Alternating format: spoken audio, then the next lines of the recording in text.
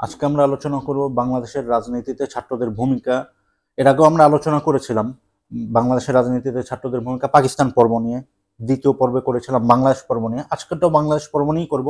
আজকেরটা হবে মূলত 2024 সালের জুলাই আগস্টে যে অভ্যুত্থান হয়ে গেছে ছাত্রদের নেতৃত্বে, তারপর থেকে এখন পর্যন্ত যে 9 মাস হচ্ছে এখন প্রায় অভ্যুত্থানের পরে, এখন বা সেই সময় থেকে এখন পর্যন্ত যে ছাত্রদের বাংলাদেশের রাজনীতিতে ছাত্রদের যে ভূমিকা এবং তার তাৎপর্য, এই আন্দোলনের যে তাৎপর্য, সেটা নিয়ে আপনি আমাদের বলবেন। আসলে বিগত যত আন্দোলন হয়েছে দেশে 48 সাল থেকে, 48 সাল আন্দোলন তো হয় নাই ওই অর্থে, 52-তে 48 যদি শুরু হয়ে থাকে, 52-তে এই আন্দোলনের পরিণতি হলো একটা বিস্ফোরণ হলো, একটা ছাত্র অভ্যুত্থান হলো ভাষাকে কেন্দ্র করে। এরপর থেকে অনেক আন্দোলন হয়েছে ছাত্রদের, বেশ কয়েকটা গুরুত্বপূর্ণ আন্দোলন হয়েছে। সবসময় থেকে যে আন্দোলন পাকিস্তান আমলে বাংলাদেশ হওয়ার পরও ছাত্রদের আন্দোলন ছিল, কম বেশি বিভিন্নভাবে ছিল। এই সব আন্দোলন থেকে 2024-এর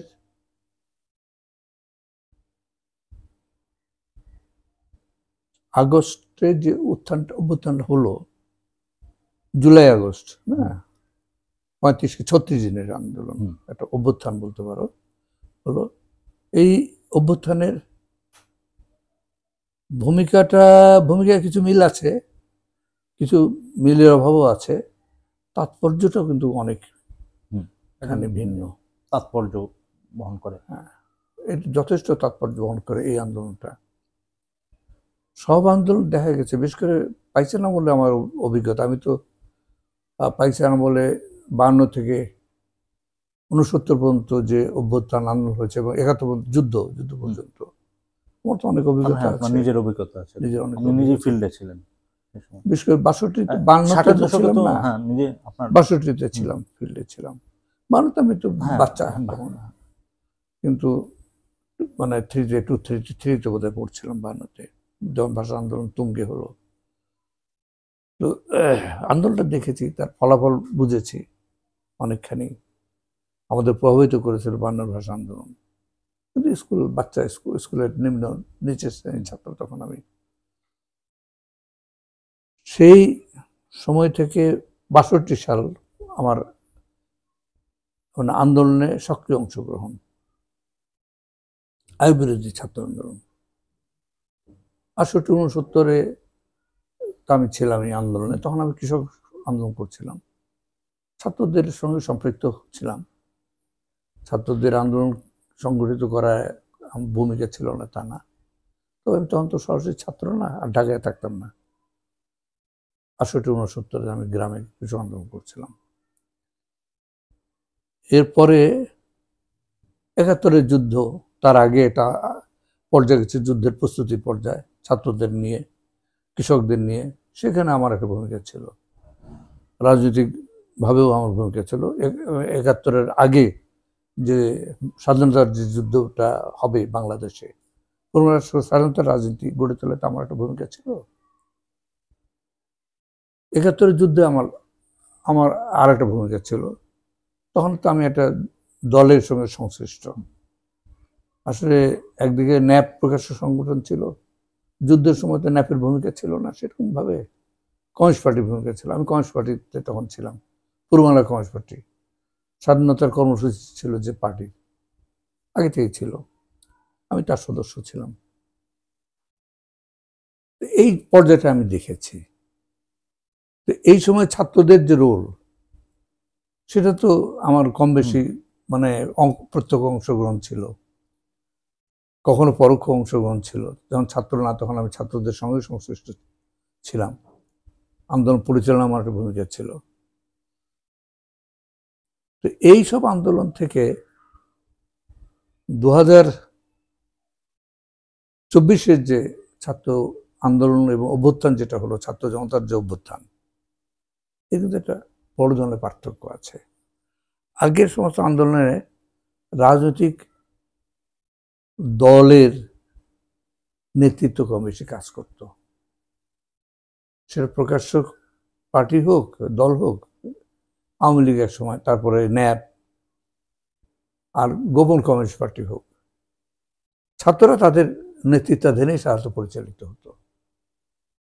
কিন্তু 2024-এ এরপর আরো কথা আছে, বাংলাদেশ হওয়ার পরে বড় ধরনের ছাত্র অভ্যুত্থান হলো 90 তো এরশাদ বিরোধী যে ছাত্র মানে আন্দোলনটা হলো, সেখানে ছাত্রদের তো একটা খুব গুরুত্বপূর্ণ ভূমিকা ছিল। এইসব আন্দোলনে কিন্তু দেখা যাচ্ছে রাজনৈতিক নেতৃত্বের ভূমিকাটা, অর্থাৎ রাজনৈতিক দলের ভূমিকাটা এক অর্থে সবচেয়ে গুরুত্বপূর্ণ। ছাত্রদের উপরে তাদের একটা থাকে, নিয়ন্ত্রণ থাকে, প্রভাব থেকে নিয়ন্ত্রণ থাকে। হ্যাঁ, কিন্তু 2024-এ দেখলাম আমরা এমন একটা আন্দোলন যেখানে রাজনৈতিক নেতৃত্বের ভূমিকাই ছিল না, সেই অর্থে সমর্থন ছিল, পাশে থেকে সহায়ক ভূমিকা পালন করেছে। তাদের কর্মীরা বিভিন্ন দলের, বিএনপি বলা যাক বা অন্যান্য যারা ছিল, আওয়ামী লীগ বিরোধী যেসব শক্তি ছিল, তাদের এই ছাত্র অভ্যুত্থানে পরোক্ষ হলেও অংশগ্রহণ ছিল। প্রত্যক্ষভাবে তাদের কর্মীরা অনেক জায়গাতেই অংশ নিয়েছে। আন্দোলনটা সবার অংশগ্রহণ বা সমর্থনে গড়ে উঠেছিল, তারপরও এটা মূলত ছাত্রদের অভ্যুত্থান। জনতা যোগ দিয়েছে, বিভিন্ন অংশ যোগ দিয়েছে, কিন্তু নেতৃত্ব তো ওইভাবে আসলে কেন্দ্রীয় নেতৃত্ব ভাবে ছিল না। কিন্তু নেতৃত্ব যদি বলা যায়, ছাত্ররাই নেতৃত্ব দিয়েছে। এবং এটা একটা অদ্ভুত নেতৃত্ব, প্রধান ব্যক্তি খুঁজে পাওয়া যায় না। বৈষম্য বিরোধী ছাত্র আন্দোলন এই ব্যানারে আন্দোলনটা এরা করেছে, কিন্তু তার প্রধান ব্যক্তি ছিল না। সবাই প্রধান ব্যক্তি। সমন্বয়ক হিসেবে নিজেদেরকে যারা বলেছিল, তারা যে যখন ভূমিকা নিয়েছে, যখন প্রয়োজন হয়েছে, সে সামনে চলে এসে কর্মসূচি দিয়েছে, এটি সবাই মিলে পালন করেছে। মানে একটা অদ্ভুত একটা অবস্থা, মানে আওয়ামী লীগের জন্য একটা বিব্রতকর এবং মানে কি বলবো, হতভম্বকর পরিস্থিতি হয়েছিল। কাকে ধরবে? একে ধরলে ও ডাক দেয়, ছাত্ররা ওর ডাকের সাড়া দিয়ে ঝাঁপে পড়ে রাস্তায়। এবং এমন হলো যে সমস্ত জনগণ, লাখে লাখে সারা দেশের লক্ষ লক্ষ মানুষ এই আন্দোলনে যোগ দিল ছাত্রদের সঙ্গে। ছাত্ররা তো ছিলই লাখ লাখ, তার সঙ্গে আরো লক্ষ লক্ষ মানুষ যোগ দিল। বিশাল প্রলয়ঙ্করী গণ অভ্যুত্থান গড়ে গেল। এত বেড়েছে, এত খুন করেছে আওয়ামী লীগ। হাসিনার মানে বর্বর যে বাহিনী ছিল, তার নিজস্ব দলীয় বাহিনী তো ছিলই, আওয়ামী লীগ, ছাত্রলীগ, যুবলীগ, স্বেচ্ছাসেবক লীগ, এগুলো তো ছিল। তার সঙ্গে পুলিশ ছিল, সেনাবাহিনী ছিল, বিজিবি ছিল, আরো বিভিন্ন মানে সশস্ত্র বাহিনী, র্যাব ছিল, পুরো সমস্ত রাষ্ট্রযন্ত্রকে নামিয়ে দিয়েছিল। কিছু করতে পারেনি শেষ পর্যন্ত। এটা অদ্ভুত একটা গণঅভ্যুত্থান। এই ধরনের গণঅভ্যুত্থান এই দেশে আগে আমরা কখনো দেখিনি। এবং শুরুটা কি দিয়ে হয়েছে, খুব ইন্টারেস্টিং। কোটা সংস্কারের দাবিতে আন্দোলনটা শুরু হয়েছিল। ছাত্রদের দাবিটা বিপ্লবী পরিবর্তনের দাবি ছিল না, অর্থাৎ ওই ধরনের কোনো প্রস্তুতি ছিল না। এমনকি হাসিনা যাবে এমন প্রস্তুতিও শুরুতে ছিল না ছাত্রদের। কোটার সংস্কারের দাবি তুলেছে, মেনে নিলেই হয়তো ঠান্ডা হয়ে যেত। হয়তো হাসিনা যদি মেনে নিত। হাসিনা মানবে কেন? রাজাকারের বাচ্চা এরা। রাজাকারের বাচ্চা বলে যারা কিছু করবে তারাই তার বিরুদ্ধে যাবে, তারাই রাজাকারের বাচ্চা। তারাই যে রাজাকারের নাতিপুতি। কোটা সংস্কার মুক্তিযোদ্ধাদের নাতিপুতি পাবে নাকি রাজাকারের নাতিপুতি পাবে?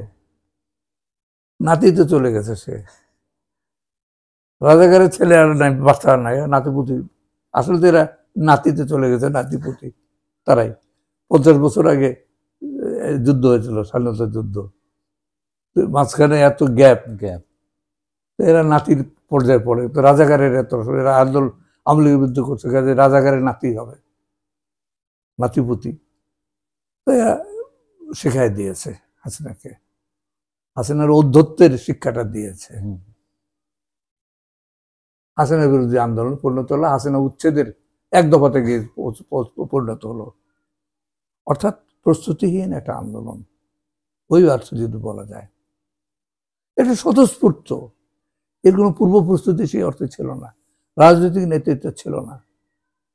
আর একটা জিনিস হচ্ছে আমাদের দেশে ছাত্রদের একটা আদর্শনিষ্ঠ রাজনীতির ধারাতে এসছে আমাদের দেশে, আমাদের অভিজ্ঞতায়।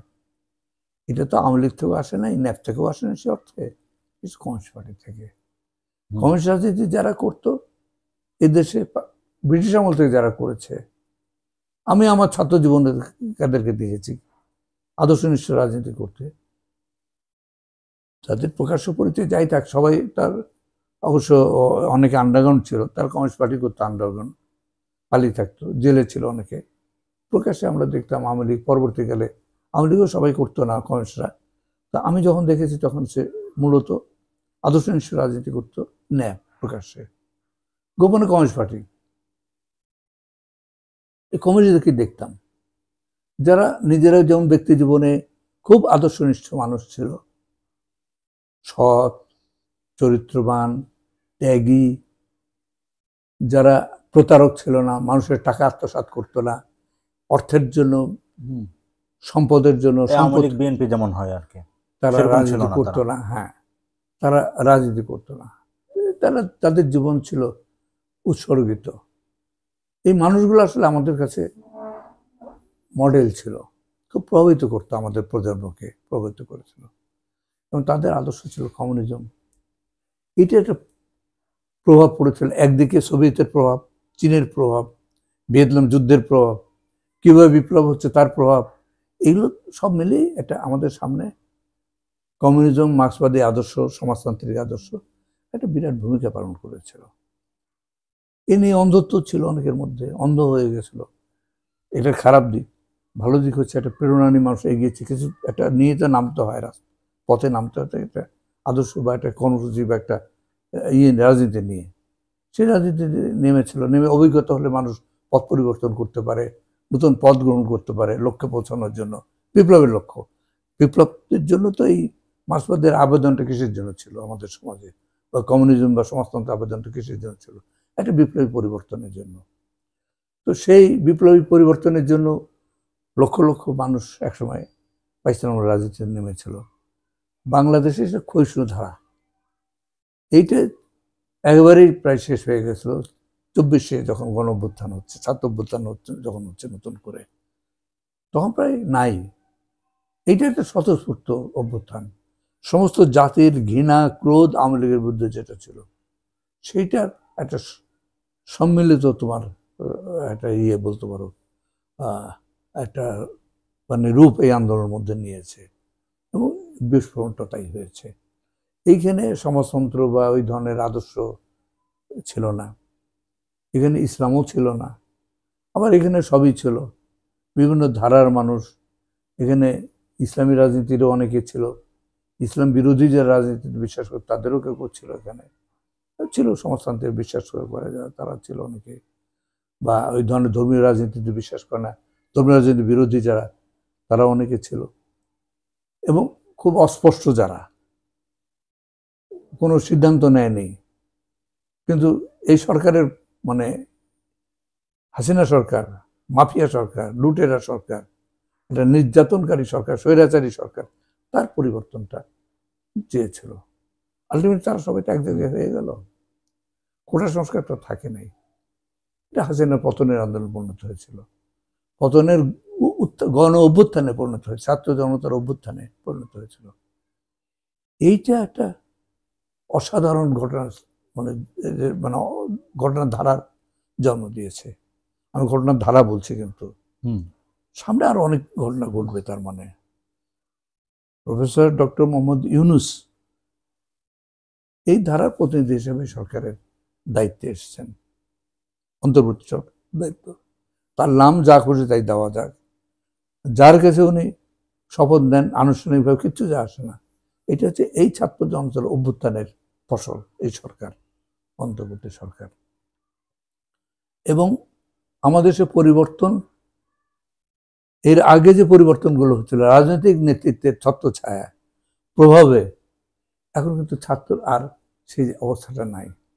এবং আমাদের সে পুরাতন রাজনীতিটা খুব ক্ষতি করেছে, আমার অভিজ্ঞতা থেকে আমি দেখেছি, খুব ক্ষতি করেছে। পাকিস্তান আমলেও করেছে, বাংলাদেশ হওয়ার পরেও করেছে, বাংলাদেশ হওয়ার পর তো ওই আদর্শনিষ্ঠ রাজনীতির নেতৃত্বটা ছিল না সেভাবে, পাইসেল আমলে ছিল। পাইসেল আমলে তারা ক্ষতি করেছে তাদের অন্ধত্ব দিয়ে, মতান্ধতা দিয়ে। আমি কমিউনিস্টদের কথা বলছি। তখন যারা কমিউনিস্ট ছিল, বামপন্থী কমিউনিস্ট বিশেষ করে, চীনপন্থী হিসেবে যারা পরিচিত ছিল, তার মধ্যে বিভিন্ন ধারা ছিল, ধারা উপধারা। কেউ চীনপন্থী ছিল, এমনি সাধারণ পরিচয়, মাওসেতুং এর অনুসারী ছিল, কিন্তু চীনের কমিউনিটির অনুসারী সবাই ছিল না। চীনের ফরেন পলিসির সঙ্গে একমত ছিল না। তারা স্বাধীনভাবে এগিয়েছে, পুরোনো স্বাধীনতা রাজনীতিটা মূলত এই অংশটা করেছিল। হ্যাঁ, যেমন ৮৬-দেরকে তো চীনপন্থী বলা যাবে না সে অর্থে, আমরাও চীনপন্থী ছিলাম না সেই অর্থে। এটা বাইরে একটা প্রচার ছিল, চীনের প্রতি দুর্বলতা কিছু ছিল, সশস্ত্র সংগ্রামের লাইন সমর্থন করতো সেই জন্য। হ্যাঁ, কিন্তু ওইভাবে চীনপন্থী বলা যাবে না আমাদেরকে, সেইভাবে অন্ধ চীনপন্থী ছিলাম না আমরা। যাই হোক, কিন্তু তারপরেও একটা বিপ্লবী রাজনীতির ধারাটা, এই বামপন্থী কমিউনিস্ট যে ধারাটা ছিল, সমাজতান্ত্রিক যে ধারা ছিল, এর ভেতরে ছিল বিপ্লবী রাজনীতির ধারাটা। এই সামষ্টিকভাবে এই রাজনীতির অন্তর্ভুক্ত ছিল। এখন তো সেই অবস্থাটা নাই। এখন নতুন করে রাজনীতির যাত্রাটা শুরু হবে বলে আমার ধারণা হয়েছে। আসলে ছাত্ররা এখনো অত স্পষ্ট না, তারা তো নিজের প্রস্তুত ছিল না এত কিছুর জন্য। ছাত্রদের অবস্থান তো অনেকটা হয়ে গেছে না, দুর্বল হয়ে গেছে না। কোনো কর্মসূচি ছাড়া তারা এনসিপি করলো, এনসিপি নিয়ে এখন ওইভাবে কোনো আলোচনাও হয় না। মানে ছাত্রদের যে অবস্থান ছিল সেটা অনেকটা দুর্বল হয়ে গেছে না আগের থেকে, আপাত দৃষ্টিতে। কিন্তু ছাত্র ছাড়া আর কি কোনো শক্তি আছে দেশে? জনগণের আস্থাভাজন কোনো শক্তি আছে? নাই। বিএনপি? না, বিএনপিকে দিয়ে তো বিপ্লব হবে না। বিপ্লব বলে কথা না, বিএনপিকে দিয়ে একটা যে গণতান্ত্রিক পরিবেশ দেশে সৃষ্টি হতে পারে, এটা কি সাধারণ মানুষ মনে করে? না। বিএনপিকে প্রফেসর ইউনূসের বিকল্প হিসেবে কেউ মনে করে সাধারণ মানুষ? না। বাংলাদেশের তো বর্তমানে ব্যর্থ, বিএনপি তো ব্যর্থ, প্রমাণিত ভাবে ব্যর্থ। ক্ষমতা থেকে কি করেছে এগুলো তো দেখা হয়েছে মানুষের। আগামীতে কি করবে? এই একই তো দল, একই নেতা, একই নেতৃত্ব। ভালো কিছু যেটা করতে পারবে না এটা মানুষ মনে করে। এর মধ্যে এটা মানুষের এই ধারণা আরো দৃঢ়বদ্ধ হয়েছে এদের কথাবার্তা কাজের কারণে। এখনই আওয়ামী লীগের জায়গা নেওয়া শুরু করেছে। বাস্তবে কতটা নিয়েছে সে বড় কথা, প্রচারটা তো ব্যাপকভাবে হচ্ছে। যত চাঁদাবাজি হচ্ছে এগুলো দেখা যাচ্ছে, দেখাও যাচ্ছে বাস্তবে। বিএনপি ছত্রছায়া, বিএনপি সাইনবোর্ড নিয়ে করছে লোকজন। এই দলের কাছে মানুষের প্রত্যাশা নাই। মানুষ এখন নতুন রাজনীতি খুঁজবে, ছাত্ররাও খুঁজবে। এই খোঁজার কাজটা, এই অন্বেষণের কাজটা শুরু হয়েছে দেশে আমার ধারণা। রাজনীতি এখন প্রফেসর ইউনূস হয়তো সামনে থাকবেন, অন্তর্বর্তী সরকার হয়তো আরো কিছুকাল সামনে থাকবে, কিন্তু এই সরকারের অন্তরালে যে ধারাটা মুক্ত হয়েছে দেশে, একটা বিপ্লবী পরিবর্তনের ধারা, এটা আমার ধারণা।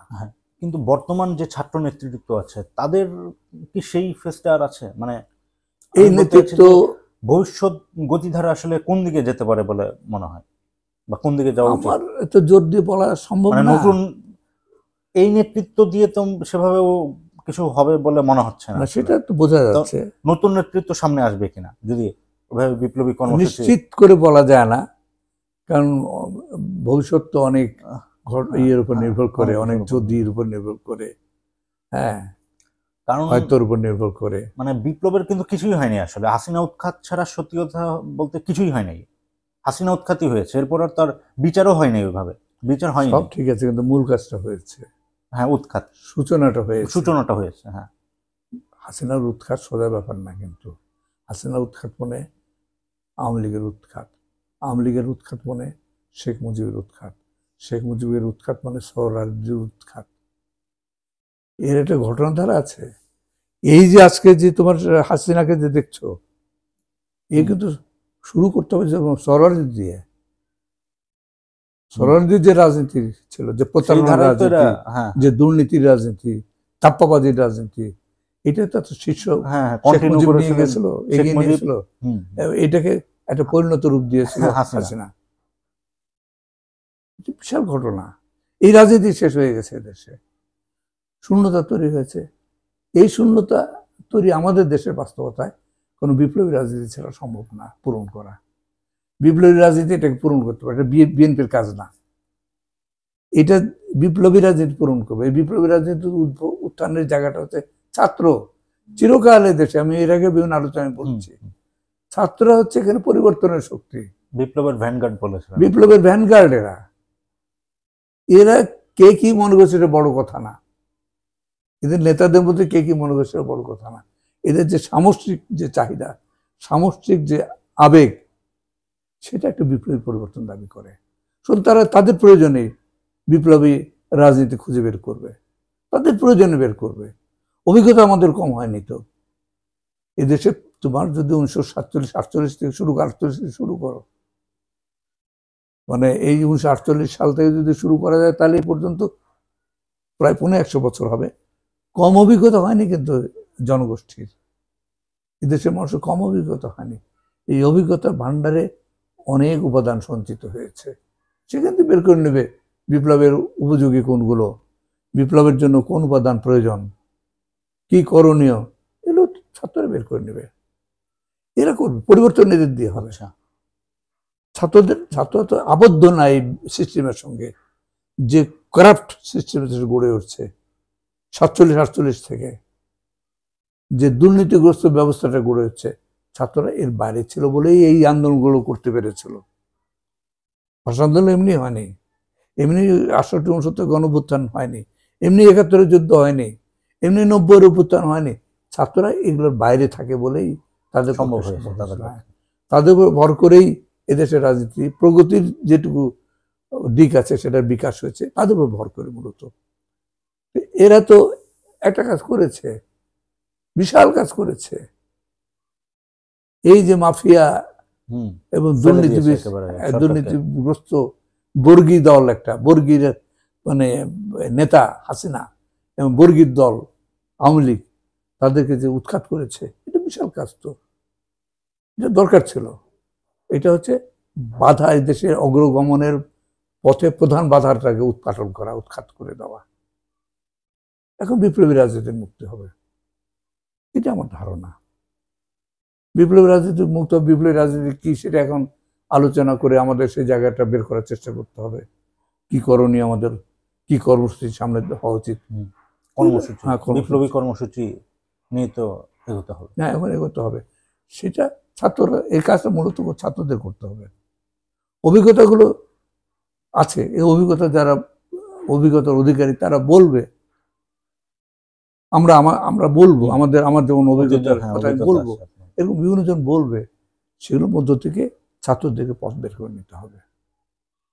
ছাত্রদের কোথা থেকে কি করবে, কতটুকু নেবে, এটা তাদেরকে করতে হবে। সেটুকু ম্যাচুরিটি তাদের আছে, থাকবে না কেন? এটুকু পৃথিবীতে বহু দৃষ্টান্ত আছে। কিউবা ক্যাস্ট্রো কত বছর, 29 বছর বয়সে রাষ্ট্র ক্ষমতা দখল করেছিলেন, আমেরিকাকে মোকাবেলা করে দাঁড়িয়েছিলেন। 29 বছর বয়সের ছেলে মানুষ ছাড়া কি, বিশাল অভিজ্ঞতাও ছিল না তখন তার। এবং তার সঙ্গে আরো কতগুলো বাচ্চা ছেলে ছিল তার সঙ্গে। তাদের নিয়ে তিনি রাষ্ট্র ক্ষমতা দখল করে বিপ্লব করে দিয়েছেন। লাতিন আমেরিকা ইতিহাস পাল্টে ফেলেছেন। আমেরিকার নাকের ডগায় বসে অতটুকু একটা দেশ, জনসংখ্যা কম, তখন 69 লক্ষ লোক ছিল যখন তিনি কিউবার ক্ষমতা দখল করেছিলেন। বয়স কোনো ব্যাপার না। এমন ছেলেদের যারা আছে, 20, 25, 24, 26, 27, 28 যা আছে, 18, 19 বছর বয়সে অনেক কিছু বোঝে ছেলেরা। আমরা অনেক কিছু বুঝি নেই, সব বুঝি নেই। আমাদের তো আগে অভিজ্ঞতাও ছিল না, আমাদের পূর্ববর্তী প্রজন্মের। তারপরে তো অনেক কিছু বুঝতাম। আপনারা অনেকটা পাইওনিয়ারিং এর ভূমিকা পালন করেছে। অনেক কিছু বুঝতাম, অনেক কিছু বুঝতাম না, অনেক কিছু বুঝতাম। এরা তো অনেক কিছু বুঝবে, আমাদের চেয়ে অনেক বেশি বুঝবে এখনকার ছেলেরা। এখনকার ছেলেমেয়েরা তো পথ বের করে নেবে।